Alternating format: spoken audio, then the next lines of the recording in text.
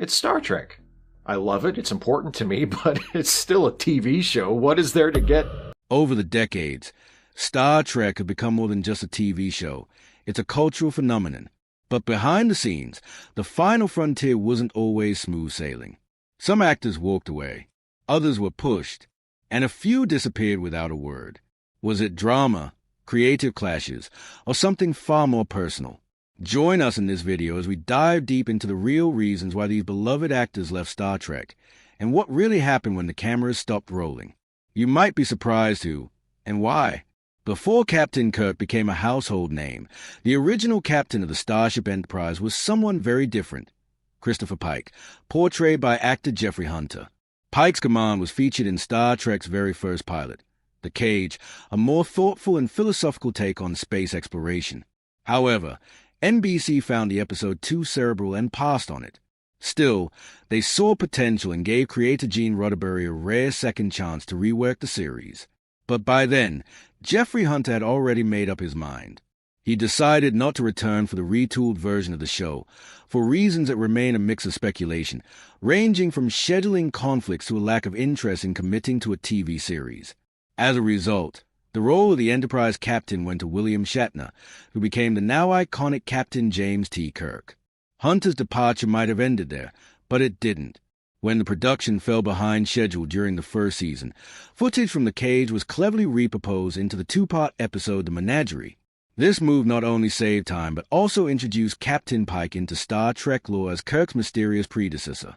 What started as a behind-the-scenes workaround eventually laid the foundation for one of the franchise's most compelling legacy characters. Decades later, Pike would return in a big way, this time played by Anson Mount in Star Trek: Strange New Worlds. So, although Jeffrey Hunter walked away before Star Trek even officially launched, his brief role sparked a legacy that's still unfolding more than 50 years later. One captain left quietly, another crew member left loudly. But why? Keep watching to find out. Denise Crosby first appeared in Star Trek. The Next Generation as Lieutenant Tasha Yar, the Enterprise DS-Fist and capable chief of security. But behind the scenes, Crosby sensed something was lacking. Despite the promising role, Tasha frequently faded into the background, her talent hampered by poor scripting and insufficient screen time. Crosby, disgruntled and underutilized, made the daring choice to depart the series during its first season. Rather than gently writing her out, creator Gene Roddenberry decided to make her leaving memorable. Tasha was abruptly and unexpectedly killed off in episode 23, Skin of Evil, leaving fans astonished and solidifying her exit as one of the season's most talked-about moments. However, Denise Crosby's Star Trek voyage did not finish there. She later returned to the show, not just in flashbacks and alternate realities, but also as a daring new character she helped develop, Sailor, Tasha Yar's half-Romulan daughter. Sailor developed into a crafty nemesis, giving Crosby the complex, dynamic role she had long desired. As a political counterpart to Captain Picard, she finally had the opportunity to leave a lasting impression on the franchise, proving that even after her departure, she was never truly gone. So what could have been the reason the next actor on the list left the show? Let's find out. Will Wheaton stepped into the spotlight early as Wesley Crusher, the prodigy son of Dr. Beverly Crusher, on Star Trek: The Next Generation. But while Gates McFadden's absence in Season 2 triggered a passionate fan campaign for her return, Wesley didn't enjoy the same warmth. Despite Wheaton's success in Stand By Me, his time on TNG stalled his Hollywood momentum. When Wheaton landed a role in the film Valmorn, he requested time off from the series. But the production team turned him down, insisting the episode he would miss was vital for Wesley's storyline. Trusting them, Wheaton declined the film, only to discover that the script had been rewritten to cut his character entirely. He saw it as a slap in the face and a sign that his contributions weren't valued. This tension behind the scenes eventually pushed Wheaton to walk away in search of more fulfilling roles. But his story didn't end there. Wesley Crusher later returned, portrayed as a conflicted Starfleet cadet before joining the Mysterious Travelers, a fittingly unusual path for one of Star Trek's most debated characters. Though Wheaton left the main cast, his bond with the franchise endured. He now hosts the Ready Room, the official aftershow for modern Star Trek series, and remains a beloved voice in the Trek community. His journey reminds us that in Star Trek, leaving doesn't always mean you're gone for good. Michelle Forbes left a significant impression on Star Trek. The Next Generation as Ensign Ro Laren, a tough and complex Bajoran officer who debuted in Season 5. Her character laid the foundation for a significant storyline in the Star Trek universe, the Cardassian takeover of Bajor. That plot will become central to the next Star Trek series, Deep Space Nine, and producers had big plans for Ro, hoping she would serve as a Bajoran second-in-command aboard the space station. But Forbes had other ambitions. She turned down the opportunity to join DS9, choosing instead to pursue a film career. Her decision reportedly damaged her connection with the TNG production team and nearly resulted in her character not receiving a dignified farewell. Luckily, fate and scheduling conflicts intervened. During Season 7, the series fell behind on episodes, prompting the revival of a previously shelved script. That episode, Preemptive Strike, gave Ro Laren a stunning send-off as she chose to defy Starfleet and join the Maquis. It was a daring and poignant end to her narrative, and one of the most memorable character exits in Star Trek history. Despite missing out on DS9, Forbes had a successful TV career, including roles in 24, Battlestar Galactica, and True Blood. Her time in Starfleet was brief, but Ro Laren's influence and Forbes' performance left a lasting mark on the franchise. Terry Farrell's departure from Star Trek, Deep Space Nine was one of the most emotional goodbyes in the franchise, but it didn't have to be. Farrell played Jadzia Dax, a fan-favorite character whose blend of wisdom and strength helped define DS9's tone. But behind the scenes, the situation was more complicated. As her contract came up for renewal after Season 6, Farrell felt the weight of the grueling shooting schedule and asked for a reduced role in the show's final season. Instead of compromise, she says she was met with resistance, particularly from producer Rick Berman and Paramount executives. In later interviews and in the documentary What We Left Behind, Farrell claimed she felt bullied into returning full-time and ultimately chose to leave when her request was denied. Berman denied any wrongdoing, but the fallout was clear. Showrunner IRA Stephen Bear, unaware of the behind-the-scenes tension, was left with no choice but to write off Jadzia Dax. Ironically, Farrell later landed a lead role in the sitcom Becca, produced by the same Paramount executives who wouldn't accommodate her on Star Trek. Despite the bitterness, fans continue to celebrate Jadzia as one of DS9's most beloved characters. Farrell's story remains a powerful reminder of how off-screen tensions can reshape on-screen legacies. Finally, fans were stunned when Dr. Beverly Crusher vanished from Star Trek, The Next Generation after just one season. Gates McFadden brought warmth and sophistication to the role, grounding the emotional core of the show, especially as Wesley's mother. Her sudden departure felt off, especially since Wesley remained aboard the Enterprise. Rumors swirled of behind-the-scenes conflict, particularly with head writer Maurice Hurley. Years later, McFadden candidly spoke about that time in an interview with Michael Rosenbaum. When asked if her relationship with Hurley played a role in her exit, she admitted, "I think I definitely pissed him off." She criticized the early scripts for their outdated views on women and the portrayal of her relationship with Wesley. "I kept saying, why is it that I've raised this genius kid, and yet every time there's anything serious, it's only the male characters who talk to him. She's a scientist. I'm not buying this." Her exit shocked fans and castmates alike. Her replacement, Dr. Pulaski, struggled to gain acceptance. Fortunately, fan outcry helped bring McFadden back in Season 3, and she remained through the series' end, also appearing in the TNG films and Star Trek, Picard. Her return was more than a casting change. It was a welcome correction fans embraced. When Gates McFadden was abruptly forced out of Star Trek, The Next Generation after Season 1, the show's producers didn't simply recast Dr. Beverly Crusher, they replaced her entirely. Enter Diana Muldaur, a familiar face in the Star Trek universe who had previously appeared in the original series and starred in Gene Roddenberry's telefilm Planet Earth. Roddenberry personally brought her on board to play Dr. Catherine Pulaski in Season 2. Despite her talent and experience, the transition was far from smooth. Muldaur was stepping into a tight-knit cast that still felt loyal to McFadden, and according to rumors, she wasn't exactly welcomed with open arms. Pulaski brought a more direct, old-school style to the sickbay, but a cool and dismissive attitude toward Data irritated many fans. While Pulaski was meant to be a different kind of doctor, less warm and more pragmatic, viewers missed Crusher's empathy. As for why Mulder left after just one season, the details remain vague. She later cited a scheduling conflict with a McCloud reunion telefilm at the start of TNG's third season. By that time, her involvement had run its course. What began as a favor to Roddenberry lost momentum as his influence on TNG declined. Mulder didn't look back. She moved on to a major role in L.A. Law, where she played Rosalind Shays, a character who made one of the most unforgettable exits in television history. Her time on TNG was brief, but it was another bold chapter in a career full of surprises. Genevieve Bugel's short-lived role as the original captain of Star Trek. Voyager is one of the franchise's most intriguing casting stories. A respected film actress known for her emotional range, Bugel was initially chosen to play Captain Nicole Janeway. However, just a few days into filming the pilot, it became clear that she wasn't the right fit. From the beginning, there was creative tension.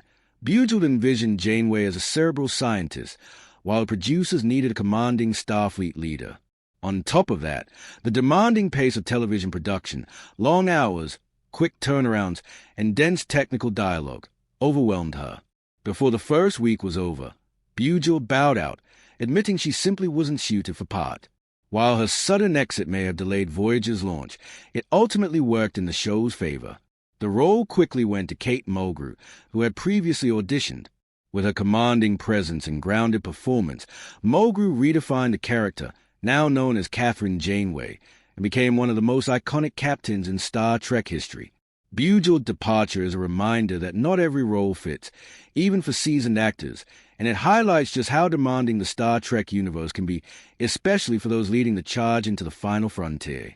During the uncertain 1970s, Paramount explored multiple attempts to revive Star Trek, including a promising new series titled Star Trek, Phase 2. Designed to reunite the original cast, minus Leonard Nimoy, this series introduced new characters to fill the void. Among them was Lieutenant Ilia, a mysterious Deltan navigator with empathic abilities and sharp mathematical skills. To portray Ilia, producers cast Persis Khambatta, a former Miss India and a rising talent in Hollywood. Multiple episodes were written with her in mind, including one titled The Child, which would later be reworked for the next generation. However, just as production was set to begin, the network pulled the plug. Paramount reproposed a 2-hour pilot into Star Trek, the motion picture. Nimoy returned as Spock, and while Ilia and Decker were retained, their roles were reduced to stepping stones in a story that ultimately centered on Kirk, Spock, and McCoy. Though Khambatta's appearance was brief, it was memorable. According to Sherilyn Connolly's biography presenting Persis Khambatta, the actress wasn't crushed by the experience. The grueling filming schedule and Hollywood's obsession with her shaved head overshadowed her acting abilities. While she never returned to Star Trek, her portrayal of Ilia remains one of the franchise's early attempts to showcase a truly alien female lead, unique, dignified, and unforgettable. Grace Lee Whitney's exit from Star Trek remains one of the series' most heartbreaking untold stories. Cast as Yeoman Janice Rand, Whitney's poised and capable character was abruptly written out after only a few episodes. In her memoir The Longest Trek, My Tour of the Galaxy, she revealed that her departure wasn't just creative, it was deeply personal. Whitney disclosed that she had been sexually assaulted by someone she referred to only as the executive at Desilu Studios. She believed she was removed from the show because her continued presence reminded her attacker of what had happened. Officially, the reason was budgetary. Casting memos from August 1966 already suggested her character might be cut due to high pay and limited screen time. Gene Roddenberry would later express regret over losing her, even considering bringing her back in a guest role, though it never materialized. Years later, Whitney returned to the franchise with grace, appearing in Star Trek, the motion picture and several of the subsequent films, and again in Voyager's flashback. Whitney passed away in 2015, having made peace with her journey.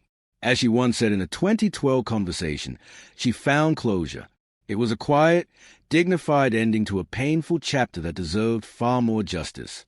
Kirstie Alley's portrayal of Saavik in Star Trek II, The Wrath of Khan, was unforgettable, and many fans expected her return in subsequent films. However, Alley never came back, and according to William Shatner's memoir Star Trek Movie Memories, the reason was simple: money. Shatner wrote that Paramount lowballed Alley's offer for the sequel. Ali herself confirmed this, saying the offer was even lower than what she'd been paid for her first film, and it felt like a clear signal she wasn't truly wanted. Leonard Nimoy, who directed Star Trek III, confirmed this view, noting that while the studio was willing to double her salary, it still wasn't enough to keep her. With Ali gone, Robin Curtis stepped in as Saavik for Star Trek III and IV, delivering what Shatner called a solid performance in a rather thankless role. Still, many fans never fully accepted the switch, always remembering Ali's cool, composed Vulcan portrayal. Ironically, Ali would later replace Shelley Long on Cheers, another passing of the torch, but one that left Star Trek fans wondering what might have been if Saavik had remained part of the journey. Jennifer Lin's departure from Star Trek Voyager after 3 seasons raised eyebrows, especially given how central her character, Kuz, was to the show's premise. When Voyager premiered in 1995, it boldly introduced a crew stranded in the Delta Quadrant, far from Starfleet. Kuz, a young Ocampo with a short lifespan and powerful telepathic abilities, offered unique narrative possibilities. Early on, she had a romantic arc with Neelix and was poised to evolve into a major force. However, despite her potential, Kuz never quite resonated with audiences. Like Wesley Crusher before her, she embodied the archetype of the youthful genius, but without the same level of controversy or backlash. Still, her role began to feel peripheral, and creative momentum around her character waned. As the series moved into later seasons, producers decided to shift focus and brought in a new character, Seven of Nine, to shake things up. Lin was written out, with Kuz given a farewell arc that saw her evolve into a being of immense power. Though her time on Voyager was short, Lin's portrayal of Kuz remains a part of Star Trek's legacy, a quiet exit for a character who never got the story arc she truly deserved. Kuz wasn't among the more beloved characters on Star Trek, Voyager, and that lack of popularity eventually caught up with the writers. In the Season 4 episode The Gift, Kuz's rapidly growing psychic abilities spiral out of control after an encounter with Species 8472. Realizing she has become a danger to the people she loves, she chooses to leave Voyager, transforming into a being of pure energy and disappearing into the galaxy. It was a poignant and emotional farewell, leaving her ultimate fate unknown. However, her exit wasn't only a matter of storyline. Behind the scenes, several factors contributed to Jennifer Lin's departure. Showrunners Rick Berman and Jerry Taylor later admitted that the Neelix-Kuz romance was a misstep, and that despite Lin's considerable talent, the writers had hit a creative wall. The Ocampa species' short 9U lifespan also restricted long-term plot development, making it increasingly difficult to include Kuz in future story arcs. Even so, Lin's performance was widely praised by both fans and her fellow cast members. Many believed it was a writing, not a portrayal, that failed the character. Her departure made room for the introduction of Seven of Nine, played by Jerry Ryan, a character whose arrival dramatically shifted the series' tone and improved ratings. Though Kuz did not enjoy the enduring popularity of other Star Trek characters, her departure remains one of the most touching moments in Voyager history, a reminder that even promising roles can fade if the creative stars don't align. While many actors chose to step away from Star Trek or were written out, one never had the chance. Anton Yelchin, the talented young actor who played Pavel Chekhov in the rebooted Star Trek films, tragically died in June 2016 at the age of 27. His sudden death shocked Hollywood and devastated the Star Trek community. The accident happened at his Los Angeles home in the early hours of the morning. After exiting his 2015 Jeep Grand Cherokee, the vehicle unexpectedly rolled down his steep driveway, pinning him against a brick mailbox pillar and a security gate. Friends who arrived when he didn't show up for rehearsal made the heartbreaking discovery. The coroner ruled the cause of death as blunt traumatic asphyxia, and the lab deemed it a tragic accident. At the time of his death, Yelchin had just finished filming Star Trek Beyond, the third installment in the reboot series. His portrayal of Chekhov, originally made famous by Walter Koenig, was celebrated for its charm, wit, and sincerity. Director Justin Lin expressed his sorrow, saying, "Still in shock. Rest in peace. Anton, your passion and enthusiasm will live on with everyone who had the pleasure of knowing you." Tributes poured in from across the industry. J.J. Abrams wrote, "You were kind, you were funny as hell and supremely talented, and you weren't here nearly long enough." Co-star John Cho said, "I loved Anton Yelchin so much. He was a true artist, curious, beautiful, courageous. I'm in ruins. Even William Shatner mourned the loss of such a talented young man. It was later revealed that the Jeep model involved had been under investigation due to a problematic electronic shifter that confused drivers about whether the vehicle was actually in park. Though no direct link were confirmed in Yelchin's case, the tragedy prompted further scrutiny of the vehicle's design. Jodie Foster, who directed Yelchin in The Beaver, described him as a rare and beautiful soul with an unstoppable passion for life. Anton Yelchin's death was not just the loss of a gifted actor. It marked the end of a brilliant, curious spirit whose potential seemed boundless. His performance as Chekhov remains a moving tribute to what he brought to Star Trek and what the world lost far too soon. Star Trek is far more than a television show. It's a cultural phenomenon that has grown far beyond its 1960s origins. Created by Gene Roddenberry, it began as a single series and evolved into one of the most enduring and profitable media empires in history. Its influence now spans television, cinema, books, comics, video games, and even language, shaping generations of fans and altering the landscape of science fiction and pop culture. The original Star Trek debuted in Canada on September 6, 1966, followed by a U.S. premiere on NBC. Set in the 23rd century, it followed the voyages of the USS Enterprise as it explored new worlds and civilizations. Roddenberry drew inspiration from Horatio Hornblower, Gulliver's Travels, Forbidden Planet, and classic TV westerns like Wagon Train, blending space adventure with philosophical commentary on the human condition. Though the series was canceled after just 3 seasons, it refused to fade. It was revived as an animated series and then 6 feature films that reunited the original cast. In the late 1980s, The Next Generation launched, set a century later, and sparked a new era of series: Deep Space Nine, Voyager, Enterprise, and 4 TNG-based feature films. In 2009, J.J. Abrams rebooted the franchise with a new timeline, the Kelvin Timeline, introducing new versions of classic characters in 3 successful films. Yet Star Trek's legacy didn't stop there. Beginning in 2017, the franchise returned to TV with Discovery, Picard, Short Treks, Lower Decks, Prodigy, and Strange New Worlds, reaching new audiences through streaming platforms. But Star Trek is more than a franchise. It's a global community. Fans, affectionately known as Trekkies or Trekkers, have kept the spirit alive through conventions, collectibles, fan productions, and cultural celebrations. From decade-long Vegas attractions to museum exhibitions, the influence is everywhere. Even the Klingon language, invented for the series, has been studied and spoken worldwide. Above all, Star Trek has always been a symbol of hope and inclusivity. With one of television's first interracial casts and progressive storylines, it mirrored the ideals of the civil rights movement and offered a vision of a united, enlightened future. That message of optimism and imagination continues to inspire fans across the globe, proving that Star Trek is not just entertainment. It's a vision of what humanity can become. So, what are your thoughts on these actors and the real reasons behind their exits from Star Trek? Let us know in the comments below. Thank you for watching this video. We hope you found it insightful. Don't forget to like and subscribe. Click the next video on your screen to explore more untold celebrity stories. See you there.